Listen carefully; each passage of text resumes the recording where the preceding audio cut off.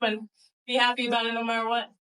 How did you feel about your performance overall? I wish I would have gotten a finish, like I've already said a couple times, but I think I proved a point. I beat her every round, I feel like. Went in there, beat her striking, beat her on the ground, beat her grappling with the wrestling. Just as always, want to show that I'm developing, evolving as a fighter, and that I'm well-rounded. You know, you listen to these fight predictions, or at least I do. I almost love listening to them. It cracks me up. And then they'll be like, Miranda has no grappling, Miranda has no striking. Like, whatever it is. For one, we're in the UFC. All of us are good. Like, all of us are already have one of the highest potentials out of any of the athletes that are MMA fighters. And then there's just a matter of watch all the fights. Like, I'm evolving. I'm getting better and better. I think I'm a well-rounded fighter, and there's only up from here. What did you think of your opponent? Were there any surprises, or did the fight go the way that you had anticipated it going? She was tough, you know, couldn't just submit her right off the ground, but everything was expected. We had a perfect game plan for it, as could be seen. She came in there hard and fast the first round, as we knew. She attempted a takedown a couple times, didn't work out, and we were just ready for it all. She, of course, did the throw. We were ready for that too, but obviously we all make mistakes. She ended up getting one, and was able to reverse that and get on top. But yeah, nothing unexpected.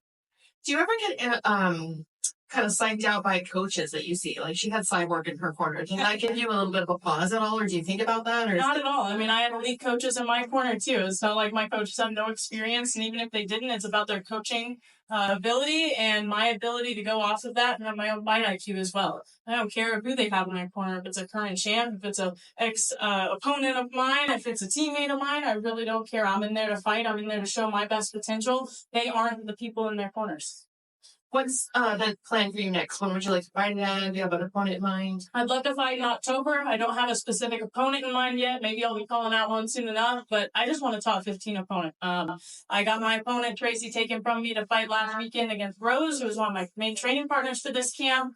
Ended up getting somebody who was not a top 15 opponent, which so be it. You know, I get paid the same either way, but I'm trying to move up. I'm not trying to be a gatekeeper without giving the consent of being a gatekeeper. What did you think of her performance? Like, when you think about her performance versus how you might have fought her, what did you think about it? If I were her, I wouldn't want to fight. What did you think of the weight cut where she cut her hair, all that? And, you know, maybe she has weight cuts that are hard all the time, but I don't see it as being any more empathetic than I was for anyone else. A lot of interviews I saw that were like, oh, Tracy was coming off the couch and she took it on 2 weeks' notice. And I'm like, no, she wasn't. She was supposed to fight me this weekend. Like, she was ready to go. Maybe she had a hard cut anyway, and that was one step harder for her to have it a week early. But we all make sacrifices to be in this sport. It's not easy. If it was easy, everybody would do it. And this is just a kind of a funny one. DC admitted on air that he had never seen Top Gun before. Really? Yeah, so he can't be an American. Tell him to get to it. He saw it now, but he said that all of your previous walkouts he never understood. That's depressing. Yeah, so how did he not get that? Come on, DC. I'm disappointed. No wonder he gave me the mic, you know? He must have felt bad a little bit. Yeah, probably. Thank you. Thank you.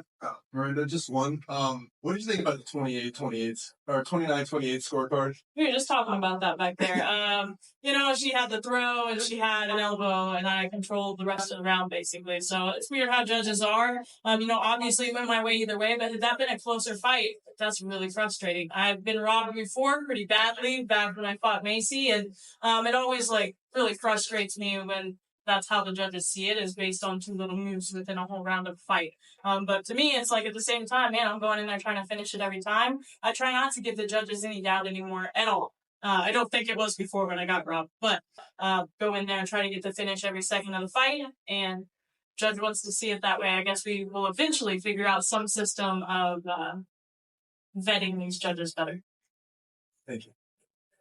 Is it the top 15 or nothing for the next one? Oh, heck no, I'm not going to turn down money. I'm here to get paid. Yes? Oh, well, my coaches are saying yes. You need a top 15. All right, well, there we go. Yes. There we go. I mean, it's got to be tough because I know you guys want to stay active. You want to keep your skills. But at the same time, you know, you got to stand up for what you want. I mean, so if they come to, are you really going to try to emphasize, like, please, I deserve it? We already have, you know, I've talked to the matchmaker. He guarantees that's going to be the case anyway. Mick's already apologized for taking Tracy as an opponent, so I hope he'll stick by his word, and I'll get a fight coming up soon against the top 15 opponent. That's what I would expect, to have that integrity and make that actually happen. You talked a little bit about the predictions and all the comments that you see beforehand.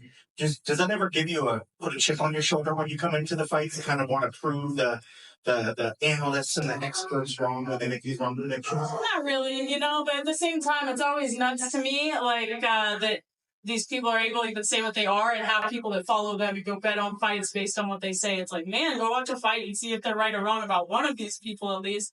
But it's amusing to me, if anything. It doesn't ever bother me whether it's against me or for me. Usually I end up laughing by the end of the video, no matter who it is or what it is. There's only a couple out there that watch everybody's fights and really get an analyst point of view instead of just seeing the last performance or looking at who they've lost again and be like, oh, they lost to so-and-so, they must be a sucky grappler, I always just crack up when I hear that kind of stuff. How much of your purse or your winning purse do you allot for your side businesses, the pickle business, I try not to allot any of it for it. I know this kind of sounds crazy, but I try to have businesses that kind of take care of themselves. So of course, I have to pay for it initially, but I also have a job outside of fighting. For those that don't know, I work for the Hershey Company in a full-time position. It's one of those careers that everybody would like to have, and I do that plus this fighting to make my dreams come true outside of the cage. I'm not here just to be a fighter. This isn't the only aspect of my life that I have going on, and I plan on making a future for myself and my family, both with my platform and with my side hustles. I didn't know. I'm counting as one of the ones that didn't know about the Hershey. What do you do for Hershey? I'm a statistician, so I got a little bit of a brain in there, What, you kind of make chocolate bars that people eat? Or? No, so any media that you see, commercials, social media, that kind of thing, advertising any kind of Hershey product, I'm the one that sees that those advertisements pay off for them. I'm the one that does the cost risk analyses. I make all the tables and charts that get sent up to the VPs of marketing and stuff. That makes a lot of sense. Well, now, especially when I see you marketing your business, now it makes a lot more sense. Yeah. Do you ever get inspiration? Obviously, you had the Bloody Miranda. Are there every other inspirations that come from training, or maybe have you ever been rapping on the ground and then all of a sudden you get... We have the ground and pound pickle jam, we got a lot of different things. I work with several different people to make the prowlerpickles.com. Now I have my honey, the pickles, the Bloody Marys, Mirandas are coming out in 2 weeks, so I'm hoping that keeps growing. If you guys want to support, go check out prowlerpickles.com. It has all of it on there. But not really motivation from that. I'd say a lot of it's from my raising. I grew up homesteading a lot. We had our own milk cows, we had our own chickens, we had our own bees. I literally bought honeybees when I was like 12 years old, right? So a lot of it just comes from the way I was raised and trying to kind of go back to that and not only have great healthy food at home, but now for other people as well. And you mentioned that. I know you told us when you saw her earlier in the week, but if you want to kind of shortcut it, I thought that was the neatest story when you said about what you bought when you were 12 years old. Yeah. If you want to kind of reiterate that story, absolutely. Your love. So I bought honeybees when I was 12 years old. It was some of my savings. One of the first big purchases I ever made was beehives. I went to a beekeepers association and learned about them for like 6 weeks. Got in some swarms, which are the wild bees that people call in, the animal control basically. Got those, put them in the hives, and we started having honey on the ranch. And now we still have those hives back home, and I'm just growing and working with other local beekeepers to bring it to local Missouri people and local Colorado people. Working with beekeepers in both of those areas right now. And I know you're kind of an extreme sport already. Do you ever get calls to go rescue bees when they show up in random locations? I that. Now I a little bit tamed down from that side of things. I just let the professionals take care of that, and I take them from them in a box. Congrats on the victory. Thank you. Right, a very quick one. Obviously, Chris Simon was in your opponent's corner, like we mentioned. As a fan of the sport and someone part of women's MMA, she's kind of hinted a bit coming back one day to the UFC. Is that something you'd like to see? It's always exciting to see people that kind of inspired me growing up, but I don't care really either way. I'm not going to be fighting her, I hope that she has a great future, whether it's inside the sport or out of it. A lot of these women who I watched growing up in the sport are an inspiration to me, but it's not like I'm like, whoo, yay, Chris is coming in. I'm one of those people that isn't really a fangirl of other fighters, so to speak, but I do have a lot of respect for all of them, and whatever she decides, I hope she has a healthy and bright future. So what is the toughest part about balancing everything you do in that? Time. Man, I wish I had more hours of the day, but I have a lot of support system around me, whether it be in the cage, outside the cage, my family. I have a lot of support there, and I get to delegate and slowly find help, which is part of the reason I start all these businesses. I get to say, hey, this family member, you take this over, this family member, you take that over, and hopefully it just keeps growing from there and makes it to where it's a whole family enterprise that can keep going. Congratulations. Thanks. Thank you for sharing what you did with Kenny about the Hershey stuff. Yeah. Speaking of which, that was a sweet performance. And we've seen you.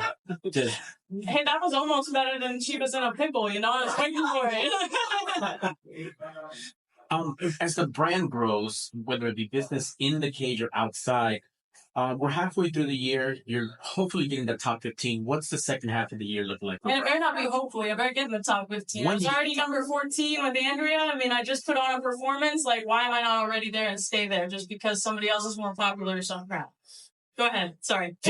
No, but I appreciate that because kind of just the next question. It's more like you got to balance that, get the dubs, get the wins, look awesome doing it, but also the brand. How much of a are you incorporating that so people know you as not a talker, but just even the walkout today? Yeah. Listen, I hope people remember me. I tell fans and stuff that don't know UFC super well. I'm like, just remember Maverick. Remember Top Gun. Go check me out. You're going to find me, right? My actual name's Miranda Maverick. That in and of itself is a solid brand to walk with. And I try to be a person that has integrity and I'm humble within the sport, but I'm also very confident. I don't need to talk crap and stuff. But man, if somebody wants to, strike my ire, I guess they can talk crap and we can keep it going. I'm smart enough to keep up with the wittiness at least. Yeah, I mean, and people love it. It's crazy, right? That we're like half, like, yeah, we respect that. Nobody needs to talk, but then also it just brings more awareness. Right. And you have that platform, so why not? Assess your division for me. We have a reigning champion. We just had a big fight with Rose. Like, how's everything falling into place? And we have a few people that are obviously going to be in the top 5, top 10 for a while. I think Macy's the young up-and-comer, Aaron Blanchfield, we have Amanda, we have Valentina, we have Alexa. I think those are some namesakes that are going to stay up there. I think Rose is one of those new ones that's going to be staying up there. And I plan on being thrown in that same fray. I think I'm top 10 material right now, and it's time for me to just go out and actually put my name into that. And I can only do so much on my end, get in there and win the fights. It's time for them to just put the right people in front of me. That's awesome. And last for me, as you continue to grow just in and out of that cage, we've seen even the physique be different. What are you doing different compared to just the fighter that you were just a year ago, but now you're just levels above that? Yeah, we were joking about that too. I'm honestly a little lighter than I was walking into the cage, so that's a lot of it, I think, is just leanness this time around for whatever reason. Maybe I'm not shoving as much food in my mouth the night before, I'm not sure. But I try to stay healthy year-round all the time, and I think that just slowly adds on to my nutrition, to my conditioning. I've always been strong, always had a solid physique in there, and I think I'm just getting to where it's all coming together. I've got the skills, I've got the genetics for it. I've got the work that I put into it. It's all coming together. Whatever I look like in the cage isn't on purpose. I'm like, oh, I need to work on this one little muscle. I go in there and look how I look, but I know I have the skill to back up whatever it is. Awesome stuff. Congrats on the win, man. Thank you. All right. Thank you. She can talk in that fight.